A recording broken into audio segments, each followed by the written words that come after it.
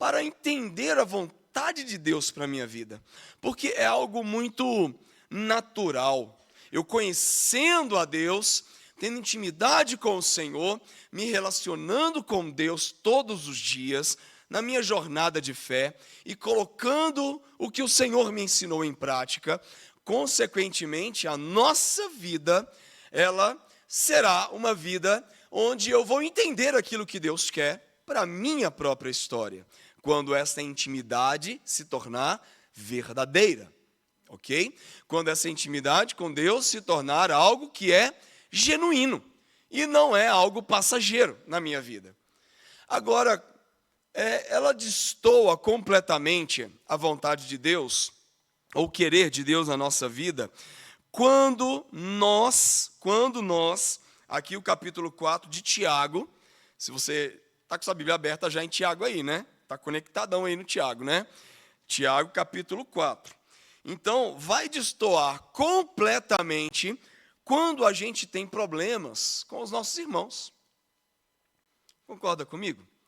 Como eu digo que eu entendo a vontade de Deus para a minha vida, mas eu não amo o meu irmão, eu não convivo com ele, eu não consigo ter intimidade com essa pessoa, ou eu não consigo caminhar com os seres humanos, eu tenho problemas com pessoas, eu vivo em guerras, e nós já vimos isso no início do capítulo 4, nós já vimos que o ser humano gosta de fazer uma guerra, né? Você concorda comigo? Você concorda comigo que o ser humano gosta de fazer uma guerra? A gente gosta de fazer umas, sabe ali? Umas intrigas, umas confusões ali. E a gente vai tendo crise, a gente vai tendo problemas. Por que nós temos problemas e fazemos tantas guerras e contendas? Está aí no versículo 1. De onde vem tudo isso? De onde? Senão dos prazeres que militam na vossa carne. Então, ou seja, a minha vida ainda existe uma grande crise. Qual é a crise do ser humano? É a guerra entre carne e espírito. É a guerra de intimidade com Deus, mais a minha santidade, de intimidade com o Senhor, mais a minha carne que está gritando dentro de mim e que eu preciso... por causa dos meus pecados, né? A gente quer alimentar a nossa carne. Consequentemente, vai existir o quê? Conflitos, guerras, contendas. Versículo 2 vai falar sobre isso. A gente cobiça. Está aí, matais, invejais, nada podeis obter. Viveis a lutar e a fazer guerras. Nada tendes porque não pedis, e não recebeis porque pedis mal, para esbanjares nos vossos próprios prazeres. Versículo 4, somos chamados de quê aí? Versículo 4? Infiéis. Infiéis. Então, aquele que está militando, aquele que está guerreando, aquele que está em conflitos com pessoas, fazendo guerras, conflitos, ciúmes, divisões, facções, consequentemente, são pessoas que ainda não entenderam a vontade de Deus, ainda não compreenderam os planos de Deus. São pessoas que ainda não compreenderam a direção de Deus para essas vidas. E aí nós já vimos que esse ser humano, ele vive em guerras, ele vive em conflitos e não se sujeitou a Deus. Versículo 7. Sujeitai-vos, portanto, a quem, irmãos? E o que vai acontecer? Olha o final do versículo aí. Resistir ao diabo e ele... Então, quando você busca ao Senhor, se sujeitando à vontade de Deus, à obediência à palavra de Deus, a um relacionamento vivo com Deus, consequentemente, a vontade de Deus será manifestada em nós, o querer de Deus será manifestado em nós. E quando eu vivo neste querer de Deus, neste amar a Deus, neste viver para a glória de Deus, eu vou entender a vontade de Deus para a minha vida. Eu vou entender o que Deus quer para a minha vida. Agora, quanto mais eu fico em guerras, conflitos, cobiça, ciúmes, divisões, facções, guerras, e começa dentro de casa, tá, gente? Às vezes a gente acha que, nossa, dentro da igreja. Não, começa dentro de casa. Às vezes as guerras começam dentro da família. Então, se a sua família não vai bem, é necessário, às vezes, você parar para fazer uma autoanálise. Tá? Mas, nossa, bem que fulano deveria estar aqui para ouvir isso. Não, querido, você vê que é você que precisa ouvir. Amém? Amém? Então entenda isso. O que eu posso melhorar e aprender para que eu viva menos em guerras dentro de casa? Então comece a trabalhar dentro da sua própria casa, ok? Para que as outras áreas da sua vida sejam abençoadas, sejam melhores, ok? Nós já vimos isso em lições passadas. Então, como que a gente deve viver? Versículo 8 aí, ó. Chegai-vos a Deus. Então peraí. Se eu me achego a Deus, Ele se achega a mim?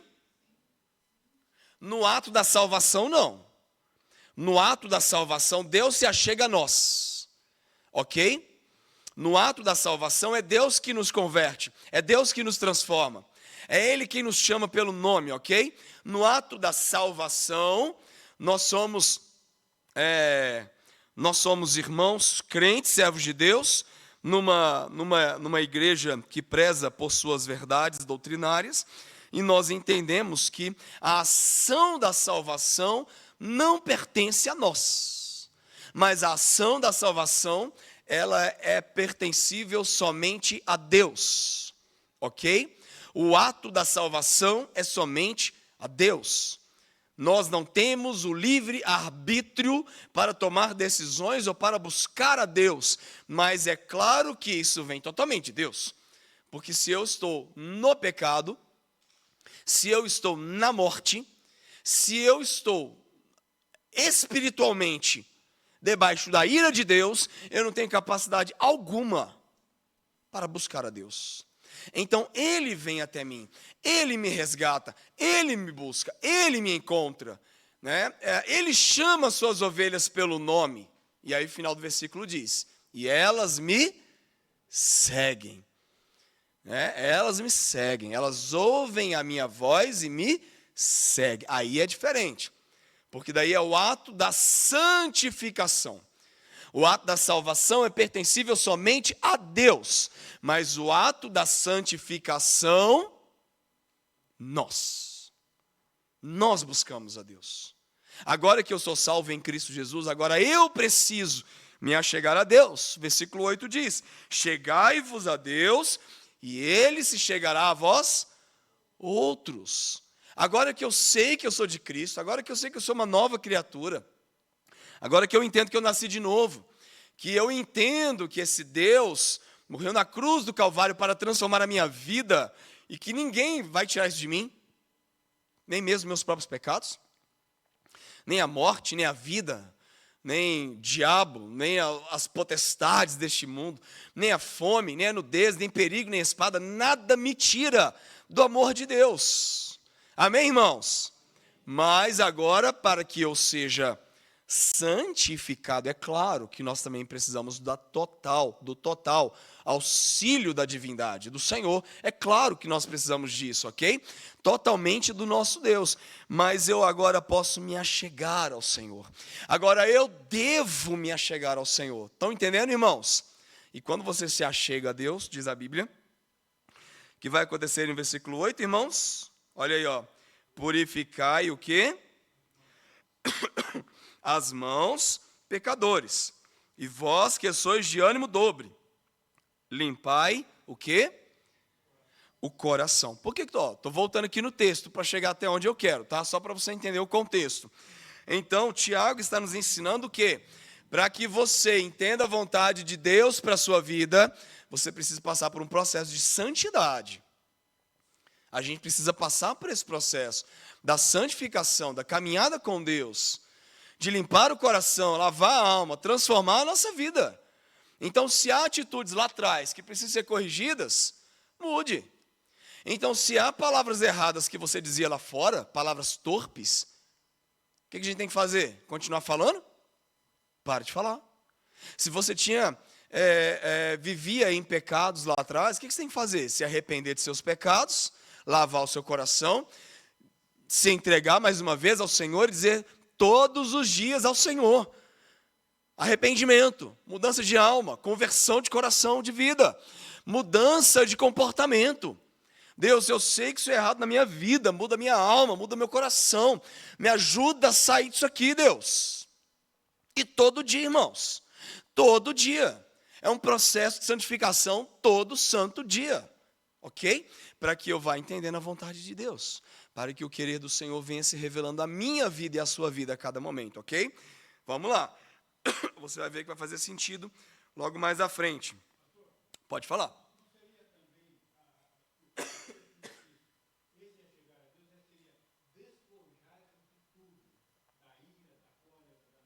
Sim. Perfeito. Se limpar. Arrancar essa roupa velha, essa roupa suja, ok?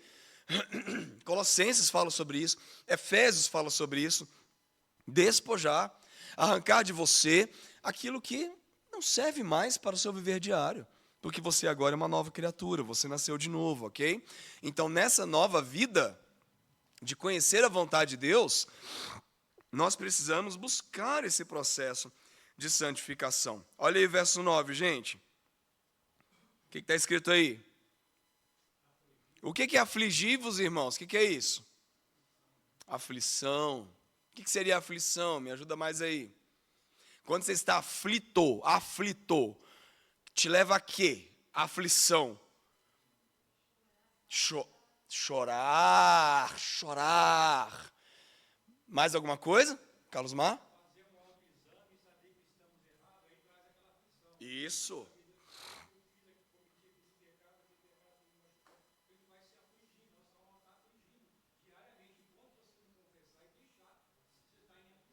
Perfeito.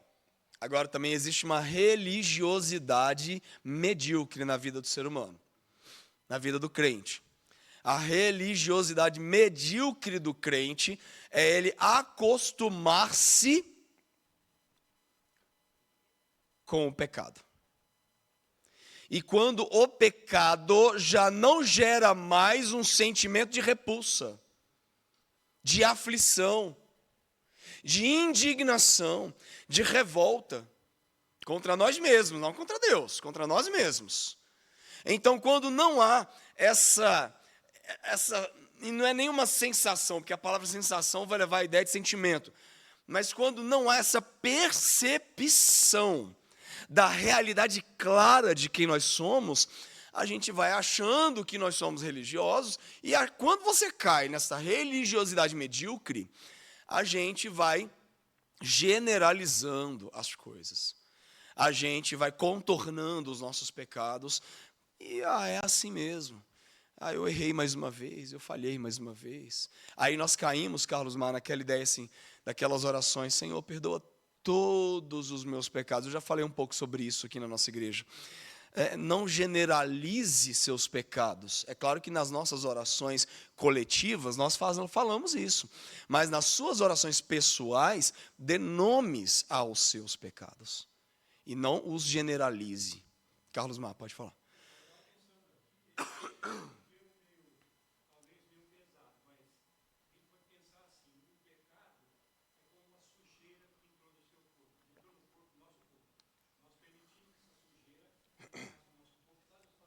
Certo. Ok. Sim?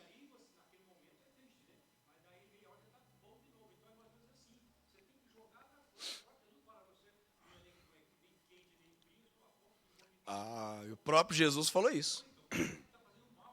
Justamente. É isso aí. Não, é bem por aí. E o que Jesus faz? Ele dá um diagnóstico dessa igreja. Ok? Ele dá um diagnóstico. Olha, vocês são assim. E porque vocês estão desse jeito, eu estou a ponto de vomitar da minha boca, ok? Então Jesus dá um diagnóstico. Ele mostra o pecado e o erro daquele povo, ok? Então é você fazer uma autoanálise. Afligi-vos. Olhe para dentro. E quando você olha para dentro, qual é a próxima palavra aí do versículo 9? Gente, lamentar e chorar. Lamentar e chorai. Então, se essa aflição não gerar dentro de nós um sentimento, uma percepção e uma ação, possivelmente estamos no campo da religiosidade.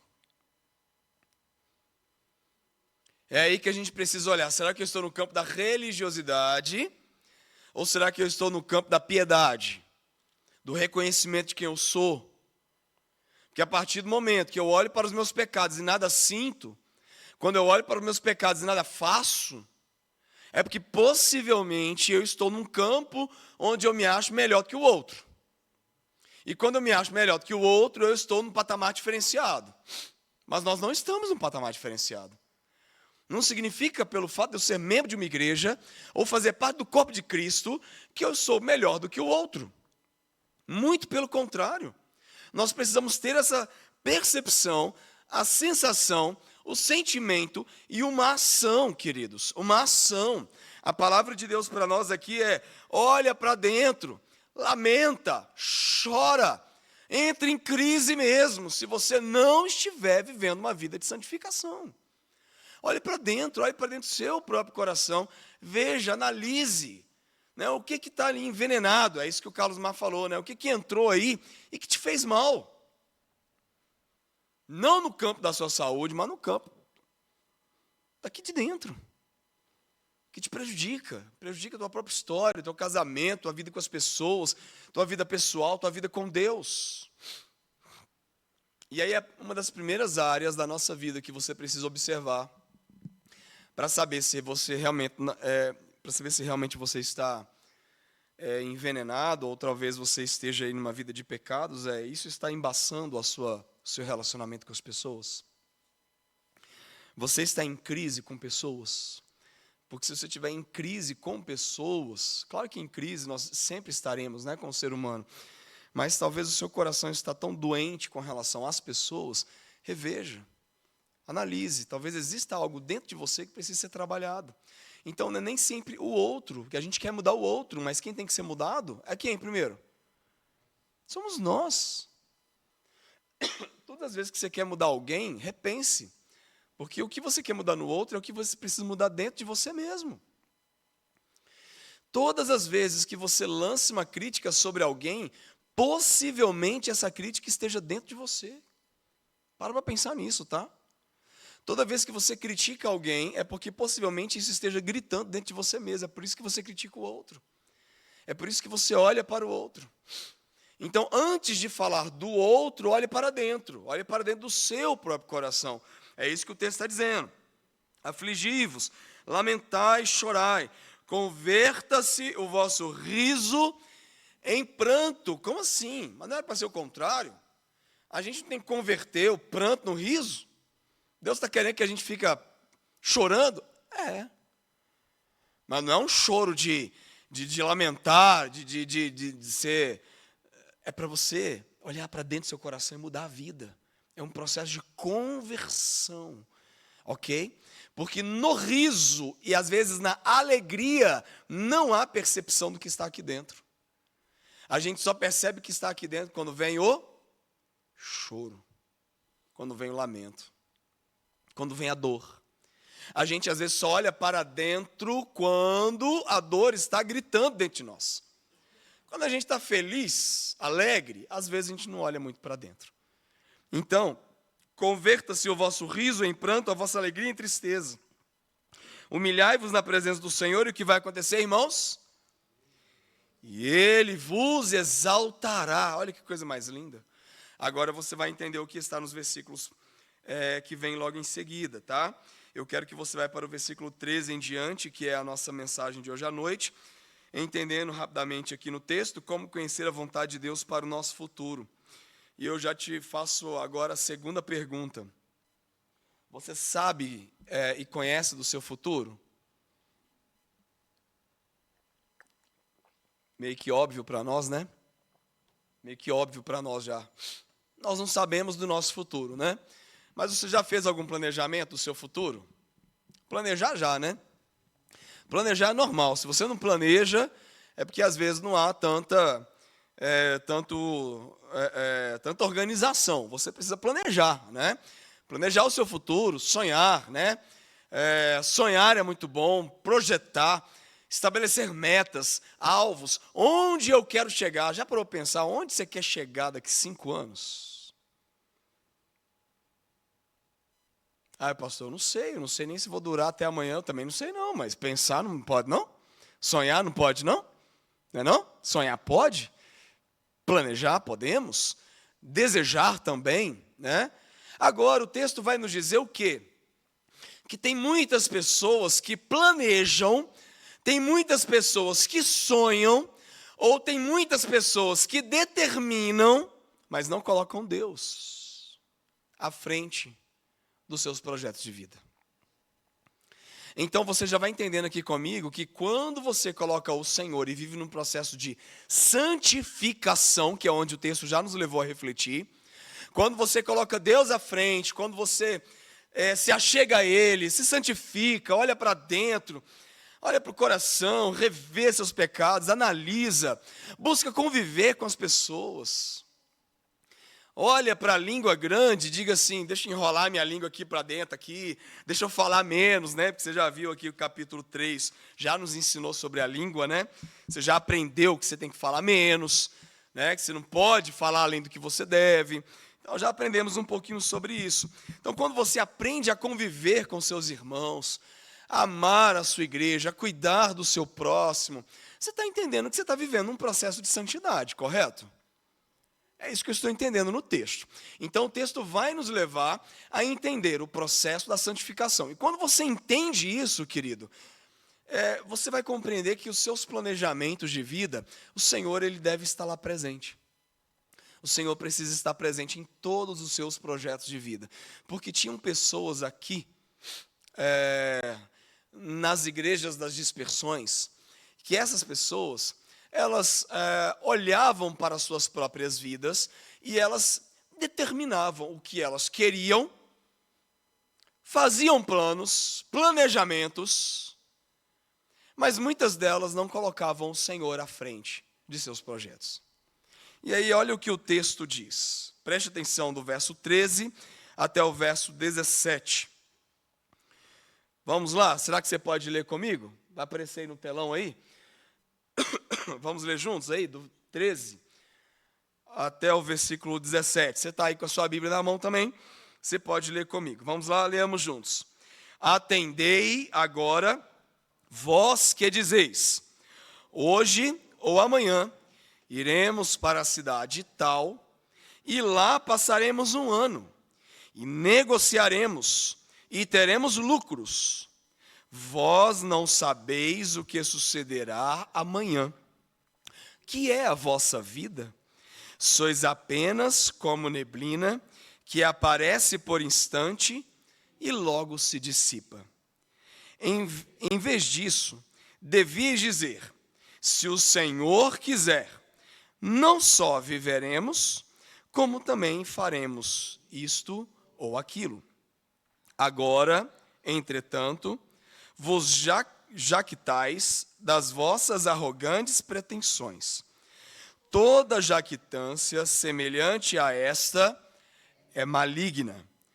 Portanto, aquele que sabe que deve fazer o bem e não o faz, nisto está o quê, irmãos? Nisto está pecando. Olha que interessante. Queridos, o que seria presunção, hein? Gente presunçosa, arrogante, que precisa de ninguém. Eu me basto, soberba, gente altiva. Não sei se você já conheceu gente desse jeito, né? Já passa por gente perto de você assim, ou se você mesmo já, né, foi em algum momento da sua vida presunçoso, arrogante, soberbo, nariz em pé, né? Às vezes a gente, nossa, fulano tem um nariz em pé, né? O que é o nariz em pé, né? Nariz empinado, o que é isso? O cara acha que tem um rei na barriga, né? Não, boa. Boa, boa. Então esse indivíduo, ele tem o nariz em pé, arrogante, soberbo, bonzão demais. Gente que não tem humildade para olhar para o próximo, não tem humildade para olhar para a realidade da sua própria vida, mas gente que age com soberba, com ignorância. Vejamos, primeira coisa que a nossa lição já vai nos ensinar aqui nessa noite, que em primeiro lugar, como nós podemos nos proteger da presunção, né? Em primeiro lugar, tendo consciência da nossa ignorância. Como eu e você podemos nos proteger da presunção, da arrogância, da soberba, da vaidade? Querido, eu e você precisamos entender todos os dias que nós precisamos ter consciência da nossa ignorância. Primeiro, você não sabe tudo. Você concorda com isso? Gente, balança mais a cabeça aí para eu saber que você está comigo assim, ó. Porque eu não sei tudo, queridos. Eu não sei tudo. Mas tem gente que sabe tudo. Você conhece gente que sabe tudo e que sempre tem uma resposta para tudo ali na ponta da língua? O cara fala de futebol, ele sabe de tudo de futebol. O cara sabe de economia, ele sabe de tudo de economia. Né? O cara sabe tudo de cozinhar. Né? Vou bater de frente com a Cleide aqui. Você tá doido? Eu malha, faz um arroz com feijão, um ovo frito, uma carne moída, né, Aline? A Aline aí, né? Uma carne moída boa ali, malha, eu sei fazer isso. Eu vou bater de frente com gente que sabe fazer mais do que eu. Então, tem gente que é assim, soberbão demais, conhece tudo, sabe de tudo. Tem uma explicação para tudo. Tudo tem uma explicação, tudo tem uma resposta, tudo tem um porquê. Sabe o que é isso? Isso é presunção. Isso é a famosa jactância. Isso é a vaidade, isso é o orgulho, né? Como a gente pode proteger? Primeira coisa que você tem que fazer, você tem que ter consciência, queridos, consciência da nossa ignorância. Consciência de que nós não sabemos tudo. Você precisa saber, querido, que você tem que estar pronto para aprender. Ok? Então esse é o primeiro ponto, a primeira coisa que nós temos que observar aqui. Olha só o que está no versículo 14, parte A do versículo. Vós não sabeis o que sucederá amanhã. Planejamento é uma coisa, sonhar é uma coisa, ter desejos, ter vontades, tudo isso aí é muito bom, e o Senhor mesmo nos ensinou sobre planejamento, porém, nós não sabemos tudo da nossa vida. Sim.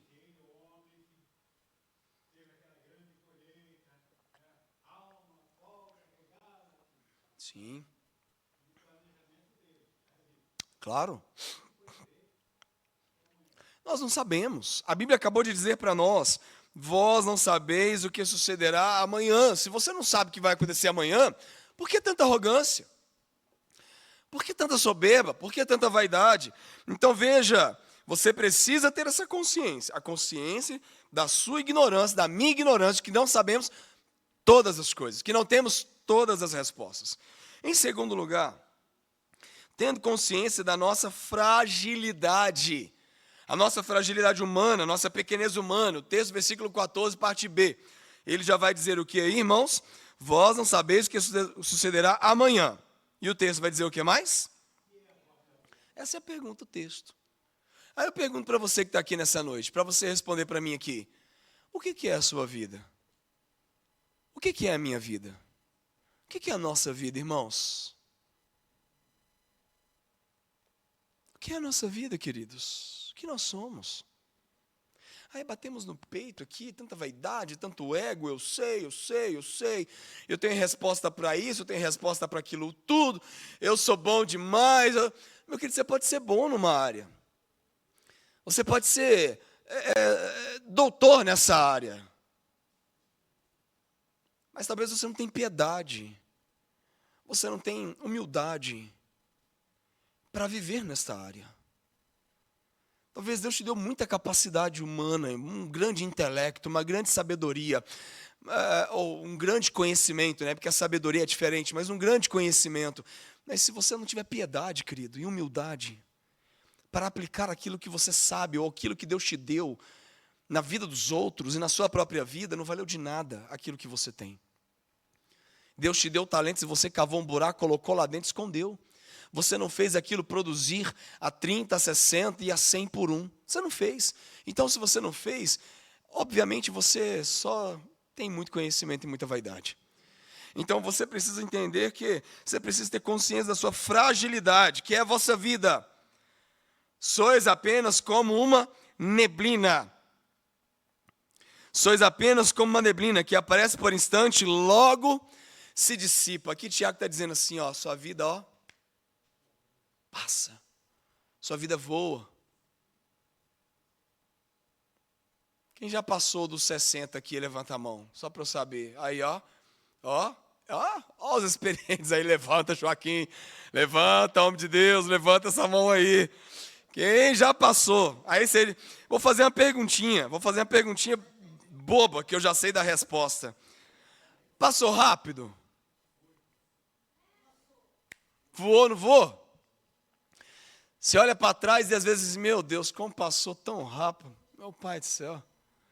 Olha como que voou. Esse ano eu faço 40. Olha, 40, eu estou chegando nos 40, irmãos. Esse ano eu faço 40. Eu olho para trás e falo, meu Deus, ontem eu estava ali, agora já estou aqui nos 40, e daqui vou ter mais 10, nos 50. E, meu Deus, como a coisa passa rápido demais. Que coisa. Ontem minha filha estava nascendo, já tem 12 anos praticamente, e a coisa vai. Meu Deus do céu, como a vida passa. A vida da gente passa, irmãos, como uma neblina. Para uns, passa por um tempo mais extenso. Chega nos 70, nos 80, nos 90. Acho que não tem ninguém aqui nos 90, né? Mas nos 80 eu acho que pode ter uns aqui. Mas, enfim. Aí tem gente que está denunciando. O que eu estou querendo dizer é, gente, louvado seja Deus. Mas para outros a vida passou tão rápido. Para outros não chegou nem nos 20. Para alguns aí não chegou nem nos 30. De repente, voa. De repente passa. E sabe qual é o maior problema do ser humano? Essa vaidade medíocre que existe dentro de nós. Essas brigas tão ruins que existem dentro de nós. E a gente briga com uma coisa, briga com outra, e a gente vai vendo essas guerras e esses conflitos tão desnecessários no meio das pessoas, sendo que não vale nada tudo isso. E às vezes quando olhamos para o caixão, dizemos, meu Deus, né? Poxa, já se foi. E entramos em tantos conflitos, em tantas brigas, em tantas mágoas, ressentimentos e coisas que marcaram a história de forma negativa. E a gente precisa parar para refletir, meu Deus, irmãos, vivamos melhor em nome do Senhor Jesus. Amém? Vamos com mais graça, com mais amor, com mais generosidade, com mais respeito e valorização ao ser humano, que vale muito mais do que conflitos e crises existentes. Que possa, a partir de mim, o passo para trás e dizer, não, pere, vamos parar um pouquinho. Não vale a pena tudo isso. Então, a gente para refletir o que é a vossa vida, a sua vida e a minha passa rapidamente. Em terceiro lugar, como que a gente pode proteger a nossa vida contra essa presunção, essa arrogância, essa vaidade existente dentro de nós? Primeiro, consciência da ignorância. Segundo, consciência da fragilidade. Terceiro, consciência da nossa total dependência de Deus. A sua arrogância só será quebrada quando você entender a sua dependência de Deus. A minha só será quebrada quando a gente colocar o joelho lá no chão. Dizer, Deus, eu preciso do Senhor. Que é a vossa vida. Que é a nossa vida, irmãos. Deus está dizendo que a nossa vida é como uma neblina que vem e passa. Voa, acabou, morreu. Então, ou seja, que nós precisamos ter essa consciência de que nós dependemos de Deus. Olha o que o versículo 15 diz, irmãos. Olha o que o versículo 15 diz. Vamos ler juntos aí? Bem fortes. Em vez disso, devias dizer, se o Senhor quiser, não só viveremos, como também faremos isto ou aquilo. Porque este texto do versículo 15 é uma resposta ao contraponto daquilo que está no versículo 13. O que está no versículo 13? Hoje é o que as pessoas diziam lá. É o que as pessoas diziam. Hoje ou amanhã iremos para a cidade tal e lá nós vamos passar um ano, vamos negociar, vamos ter lucro, vamos viver, vamos fazer isso e aquilo. Ou seja, pessoas arrogantes e vaidosas. Prepotentes, vaidosas, soberbas, presunçosas. Tiago está quebrando isso aqui no meio da igreja. Tiago está dizendo assim, o povo de Deus não pode viver assim. O povo de Deus não pode ver com essa arrogância, com essa vaidade, com essa soberba. O povo de Deus tem que ter dependência de Deus. Joelho no chão, quebrantamento, irmãos. E aí, ao invés de você dizer assim, vou fazer isso, vou fazer aquilo outro, vou fazer desse jeito. Ao invés de você chegar lá no seu trabalho e começar a ditar regras e dizer assim, vou fazer assim, assim, assim. Não, qual é a primeira pergunta que você precisa fazer? Deus, qual é a sua vontade? Você tem essa prática? Eu vou te fazer essa pergunta de novo para você refletir. Quando você chega, coisa boba, hein? Coisa boba aqui que eu vou falar. Quando você chega lá no supermercado, você tem essa prática de pedir ao Senhor direção para as coisas? Quando você vai comprar alguma coisa, você tem a prática de pedir a direção ao Senhor? Ou você só pede a direção a Deus nas coisas grandes? Não, casamento, né? Senhor, com quem que eu vou casar? Né? Aí quando você pergunta, aí Deus não dá aquilo que você espera, né? Você pede um louro do olho azul, rico, bonito. Aí vem baixinho, careca, né? Aí veio assim, todo endividado, enclaracado, né? Aí você não sabe, né? Deus, qual que é a vontade do Senhor? O que o Senhor quer para a minha vida? Qual é a vontade do Senhor para a minha história? Dependência de Deus, querido. Dependência de Deus. Senhor, o que o Senhor quer para a minha vida? Aí quando você entra lá no supermercado, Deus, me dê direção, me dê sabedoria para comprar aquilo que é necessário. Entra com temor de Deus. Entra com temor de Deus.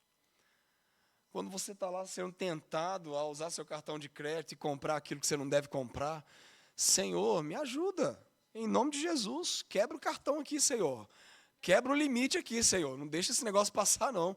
Né? Então, irmãos, é dependência de Deus. Depender de Deus. O que esse povo está fazendo aqui é não depender de Deus. O que esse povo está fazendo é, vou fazer isso, vou fazer aquilo outro, e vou fazer desse jeito. Cadê Deus na história? Cadê a vontade do Senhor nisso aí? A oração dominical. A oração que o Senhor Jesus nos ensinou. Qual que é? É esse o seu argumento para com o Senhor? Deus, seja feito a tua vontade, assim na terra como nos céus. Pode falar.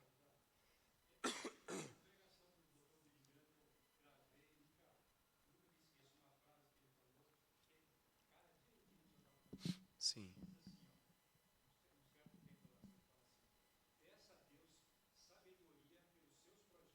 Isso. Perfeito.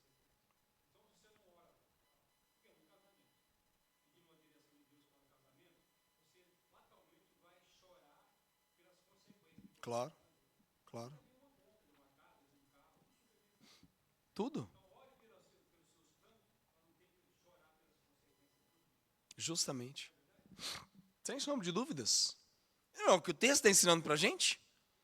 Os arrogantes, soberbos, jactanciosos, vaidosos, eles vão dizer o quê? Hoje e amanhã iremos para a cidade tal e vamos fazer aquilo lá, vamos fazer lucro, vamos ganhar. Ou nós vamos fazer isso e aquilo outro. Aí a resposta de Tiago para esse povo aqui é, olha, vós não sabeis o que sucederá amanhã. Que é a vossa vida, sois apenas como uma neblina que aparece por instante e logo se dissipa. Mas vocês deveriam dizer assim, ó, se o Senhor quiser, não só viveremos, como também faremos isto ou aquilo. Qual é a primeira palavra lá na frente? Em vez, deverias dizer, se o Senhor quiser, não só o que, irmãos? Viveremos. O que é isso aí? É a dependência? É a dependência de que até para viver, você depende de quem? De Deus. Tiago está te ensinando que até para você viver, respirar, para você existir, você depende de Deus. Então Tiago está dizendo, não só, se Ele quiser, não só a gente vai estar vivo, como também nós vamos fazer um monte de coisa. Faremos isto ou aquilo, ou seja, a vontade de Deus na nossa vida. Então você quer fazer a vontade de Deus? Você quer conhecer a vontade de Deus? Então Tiago está te ensinando, dependa do Senhor. Arranque a vaidade, arranque o ego, arranque a presunção, arranque a soberba do coração. É depender de Deus, consciência da ignorância, consciência de que você não sabe tudo, consciência da dependência de Deus. É estar lá no chão e dizer: Deus, o que o Senhor quer da minha vida? Qual o plano que o Senhor tem para a minha história? Então é a vontade de Deus, é o querer de Deus para a nossa vida, ok? Então, queridos, você e eu precisamos fugir das presunções. E olha, é muito, muito fácil cair na ignorância da vida. É muito fácil, irmãos, a gente cair na presunção. Porque nós temos naturalmente, por causa dos nossos pecados, nós temos a nossa arrogância natural. O nosso ego que grita cada vez mais dentro do nosso próprio coração. Achamos que sabemos tudo. E achamos até que podemos dar pitaco na vida dos outros. Porque eu sei tanto. Eu sou tão bom assim. Pode falar.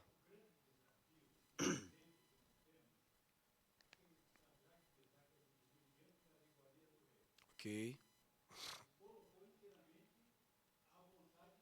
Perfeito. Ok. Na dependência de Deus. E essa dependência de Deus aí que você tá falando para mim, mostrando a vida desses personagens bíblicos aí, foram homens que lutaram contra as questões governamentais, lutaram contra as iguarias que foram todas entregues para eles.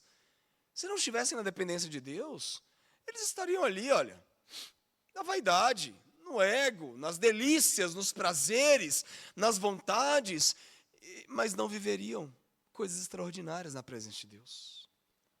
Então, a gente aprende com isso que você e eu, nós precisamos lutar contra nós mesmos, lutar contra o nosso próprio ego, nossos desejos pessoais, para que a gente possa experimentar coisas sobrenaturais. Você quer experimentar o sobrenatural? Você deseja experimentar o sobrenatural? Então você precisa abrir mão das coisas que são naturais do ser humano. Então fuja do natural, fuja desse pecado, fuja do ego, fuja da vaidade. O caminho da humildade é o caminho que vai te conduzir à exaltação.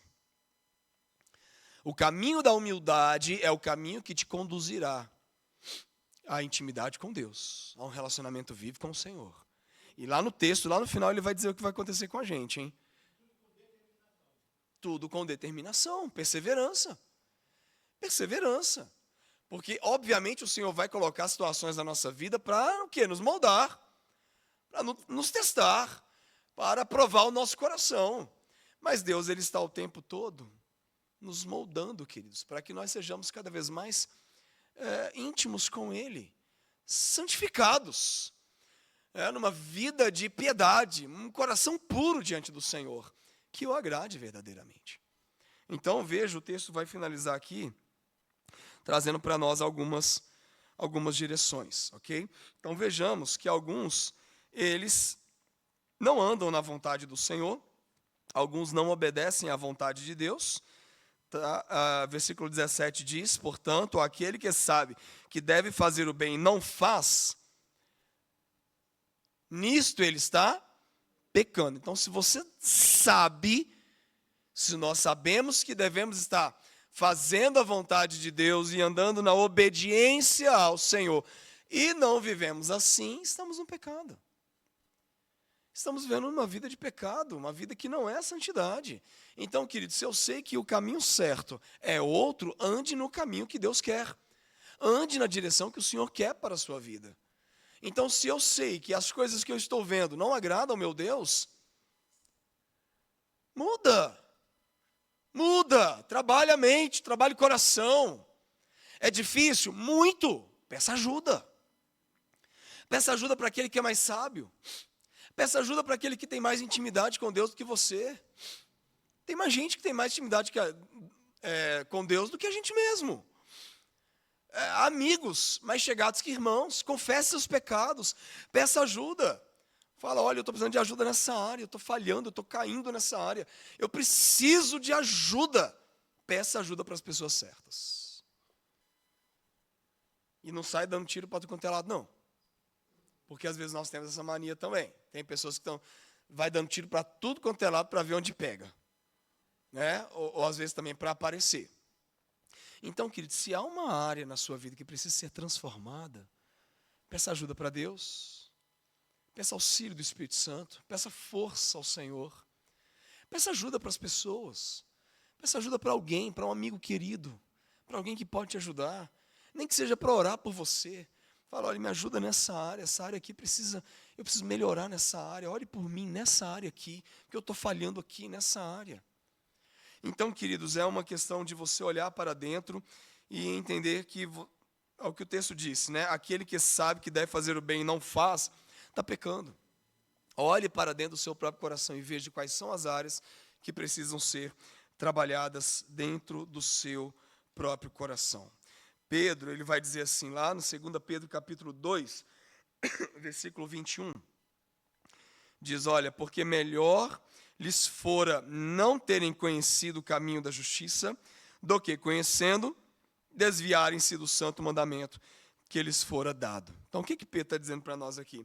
Se você sabe que deve fazer o que é certo e não está fazendo, o juízo de Deus vai ser muito pior sobre aqueles que sabem o que deve fazer e não faz. Então, se eu sei que esse caminho aqui é errado, eu vou andar no caminho que é certo, porque Deus vai me corrigir. Porque se eu sei que eu devo andar na luz e não estou andando na luz, então Deus vai me corrigir. O peso de Deus será muito maior sobre a minha própria vida. Então eu preciso olhar para dentro do meu coração e ver quais são as áreas que eu preciso trabalhar, para que eu ande na luz, na verdade, na justiça, naquilo que é certo, naquilo que é puro, naquilo que agrada aos olhos do Senhor. Então é isso que nós precisamos buscar todos os dias. Porque senão o peso será maior sobre aqueles, obviamente, que conhecem o caminho da justiça, ok? Então, conhecendo, desviaram-se do santo mandamento que lhes fora dado, obviamente, o peso e a correção será muito pior sobre aqueles que já conhecem. Então, se você conhece o que é certo, ande naquilo que é certo. Ande naquilo que é correto, em nome do Senhor Jesus, tá? E você entenda que existem outros também, por outro lado, que estão buscando um caminho de santidade, um caminho de santificação. Então veja, se o Senhor quiser, não só viveremos, como também faremos isto ou aquilo. Agora, entretanto, vos jactais das vossas arrogantes pretensões, toda jactância semelhante a esta é maligna. Então, que a gente possa aprender isso, queridos, fugir da arrogância, fugir da vaidade, fugir do ego, fugir desse nosso coração pecaminoso que deseja ser melhor do que os outros, ou conhecer mais do que os outros. Tenhamos humildade, tenhamos um coração mais puro, um coração que agrada o nosso Deus e vive na obediência à vontade do nosso Deus. Então esse é o caminho de obediência, ok? Esse é o caminho que Jesus nos ensinou, esse é o lugar que o Senhor Jesus nos ensinou, o caminho da obediência para conhecer a vontade do nosso Deus, ok? Nós temos alguns textos aqui que eu gostaria de ler com os irmãos, mas nosso tempo não permite, tá? Mas o texto que está lá em Efésios 5:17, Paulo diz assim, ó, por isso não sejais insensatos, mas entendei qual seja a vontade do Senhor. É isso que Paulo está nos ensinando.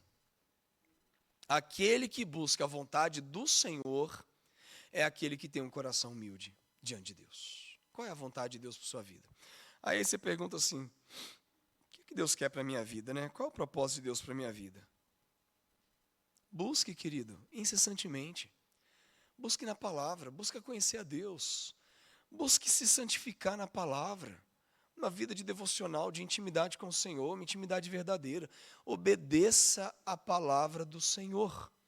E Ele, na sua bondade e misericórdia, irá revelar a cada um de nós aquilo que Ele quer para as nossas vidas. Agora, se você não busca a Deus, você está dizendo, eu não preciso do Senhor. Se você não busca na palavra, numa vida de piedade, você está dizendo, eu não preciso do Senhor. Eu sou bom o suficiente. Ou eu sou tão suficiente assim, que não preciso disso. Eu não preciso de viver nessa prática de conhecimento. Para quê, né? Então, viva nessa intimidade com Deus, na dependência. O caminho da dependência, da intimidade, é o caminho que você vai conhecer a vontade do Senhor, queridos. E aí, veja, versículo 10. Humilhai-vos na presença do Senhor, e Ele vos exaltará. É isso que você precisa entender. Quando você se humilha, Ele te exalta. Não é o caminho inverso. Se você buscar a exaltação própria, vaidade, soberba, orgulho, nada vai conseguir. Ok? Nada vai possuir. Agora, se você entender que o caminho da humildade é o caminho que te coloca na presença do Senhor, Ele mesmo irá te exaltar. Foi isso que Ele fez com o próprio Senhor Jesus. Ok? Foi isso que Ele fez com o nosso Senhor Jesus Cristo. Então, o Senhor Jesus é o nosso exemplo maior. Então, Ele nos ensinou que o caminho da humildade é, de fato, o melhor caminho para a gente estar, o melhor lugar para a gente estar. É o caminho e o lugar onde nós vamos conhecer a vontade do Senhor. Que Deus te abençoe nessa noite, em nome do Senhor Jesus, e que Ele venha falar com você de uma forma muito especial, de uma forma poderosa, que você venha se fortalecer na presença do Senhor. E em nome de Jesus, na semana que vem nós vamos dar continuidade aqui no capítulo 5, ok? E nós vamos entendendo que Tiago continua numa linha de raciocínio, ok? Agora falando sobre as questões das riquezas, porque o caminho da humildade é o caminho que vai te levar à intimidade com Deus. Mas o caminho da riqueza e das vaidades pessoais, nesse caminho você não vai encontrar o Senhor. Você vai encontrar um ego cada vez mais forte, você vai encontrar uma vaidade cada vez mais extensa, e isso vai te afastar do caminho do Senhor, ok? Isso nós vamos estudar semana que vem, tá bom? Tiago capítulo 5. Alguma pergunta, irmãos? Alguma contribuição? Senão nós vamos encerrar. Pode falar, seu Edson.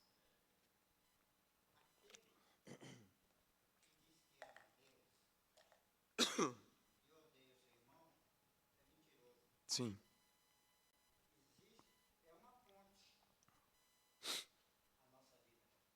É isso aí.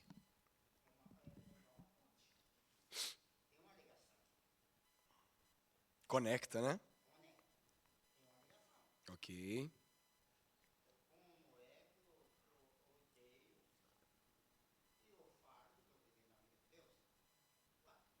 Uhum. Perfeitamente.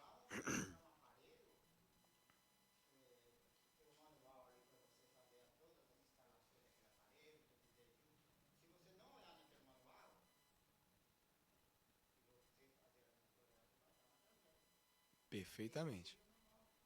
A Bíblia.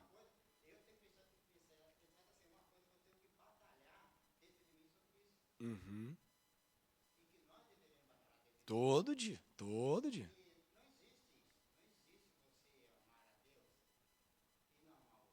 Perfeito.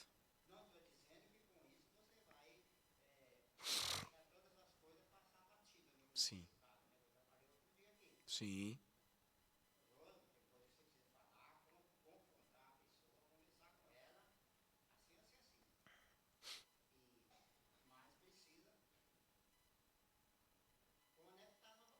É isso aí. Justamente.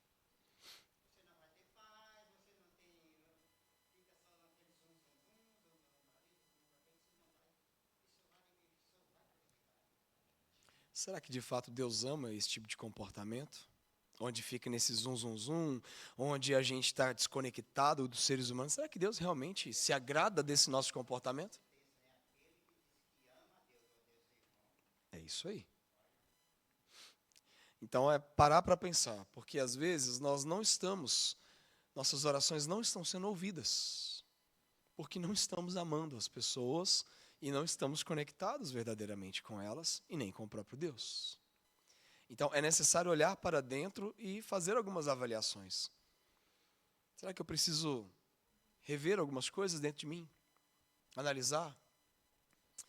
Ah, não vou, não gosto daquele fulano. E quando aquele fulano faz aquele trabalho, eu nem chego lá perto. Será que isso não quer dizer alguma coisa?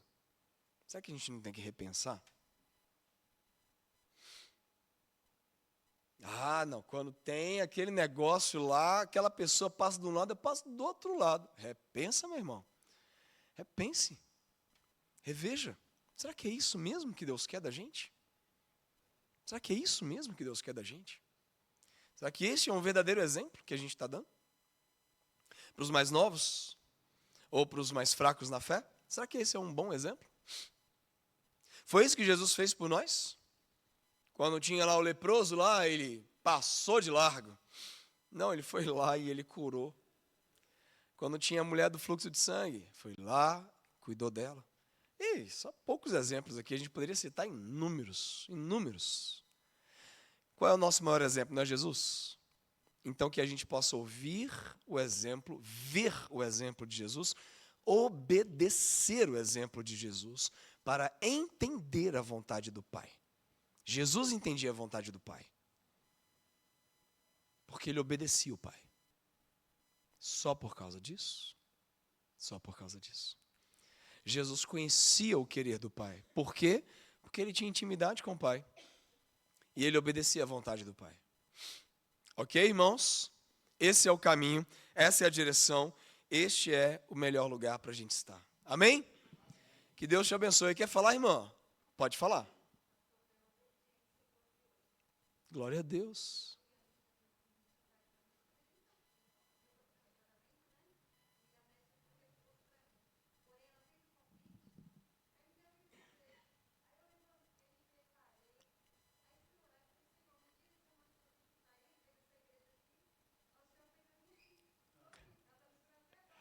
Glória a Deus, irmã. Louvado seja o Senhor.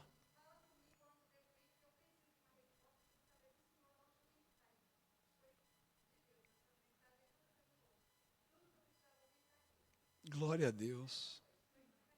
Qual é o seu nome, querida? Como? Eliane. Eliane. Eliane, que bom saber que você está aqui.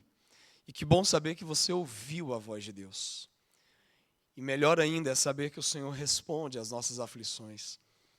E que Deus te abençoe de uma forma maravilhosa, poderosa. Em nome de Jesus, que o Senhor venha responder todos os anseios do seu coração. E que Deus te fortaleça em nome do Senhor Jesus. Vamos ficar em pé, irmãos? Vamos orar e agradecer ao Senhor. Louvar ao nosso Deus, porque Ele é o nosso Deus maravilhoso, que cuida de nós e que nos fortalece. Deus amado, nós te louvamos, ó Deus, e te adoramos nessa noite. Obrigado, Pai, porque a Tua palavra é poderosa. A Tua palavra transforma a nossa vida. A Tua palavra, Senhor, nos enriquece. A Tua palavra enche o nosso coração, ó Deus, da Tua verdade para a nossa história. E nós aqui, Senhor, queremos apenas Te obedecer. Deus amado, nós Te pedimos que toda a arrogância, toda a presunção do nosso coração seja destruída, Pai, em nome de Jesus. Que a gente possa ter humildade, Senhor, para dizer, Senhor, faça-se a Tua vontade na nossa vida. Deus, derrama o Teu querer sobre a nossa história. Deus, que o nosso coração esteja submisso ao Senhor. Que nós possamos apenas nos curvar diante do Senhor e humildemente nos prostrar à Tua presença, Senhor. Deus amado, não nos deixe ser levados pela soberba do nosso coração. Pai amado, em nome de Jesus, quebra, ó Deus, a nossa arrogância e que nós possamos, ó Deus, dizer, Senhor, seja feita a Tua vontade. Deus amado, que a Tua vontade seja feita na nossa vida, na nossa família, na nossa história, que a Tua vontade seja feita, Senhor, na vida da Eliana que está aqui nessa noite. Abençoe a Tua serva em nome de Jesus. Obrigado porque ela ouviu a Tua voz. Obrigado porque ela entrou nessa igreja. Obrigado porque o Senhor está tocando no coração dela. E nós Te pedimos, abençoe a sua vida, a sua família e os seus propósitos, ó Deus. E que tudo aquilo que o Senhor tiver direcionado, ó Deus, para a vida da Eliane. O Senhor venha cumprir, ó Deus, de uma forma maravilhosa. Deus, que todas as coisas cooperam para o bem daqueles que te amam. Deus amado, abençoe a tua filha, a tua serva, em nome de Jesus. E a todos nós que estamos aqui, Senhor, possamos nos curvar ao Senhor, nos prostrar aos teus pés e viver de modo humilde diante do Senhor.